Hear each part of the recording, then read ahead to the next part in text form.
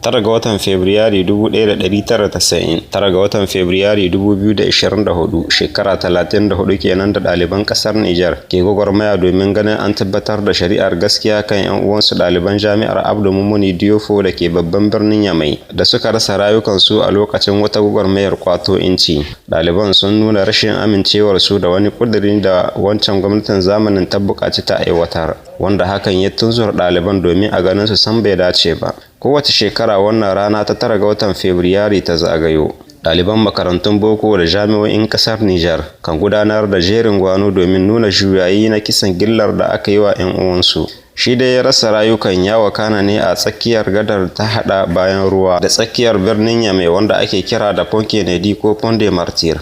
A kowace shekara bayan kammala jawabin shugaban ƙungiyar ɗaliban jami'ar Abdou Mumuni Diofo daga dandalin harabar Ahmadu Bubakar cewa da Place Abe, ɗaliban kan doshi magangamar da ke kan sauka gadar, inda sukan gudanar da addu'o'i ga marigaya a tsakiyar gadar a daidai wurin da lamarin ya wakana na rasa rayukan 'yan uwan nasu a shekara ta 1990. Sai dai duk da wannan gwagwarmaya ɗaliban ke yi a tsawon shekara 34 har yanzu shari'ar shiru kamar an shuka dusa, ta bakin shugaban kungiyar ɗaliban jami'ar Abdou Mumuni Diofo a lokacin jawabin kammala wasan kokowa da ta gudana bayan kammala wasan kwallo da ake gudanarwa a kowace shekara domin tuni da marigayan, inda an ka samu halartar sakatare na ministan da ke kula da ilimi mai zurfi da sauran dukkanin masu ruwa da tsaki a lamarin da ya shafi ɗaliban wannan jami'a. Ɗaliban da suka rasa rayukansu a wannan gwagwarmaya a shekara ta 1990 su ne Abdou Mamman Sagir Isaka Kaine da Aliyu na Hantsi. Ayar tambaya a nan shine,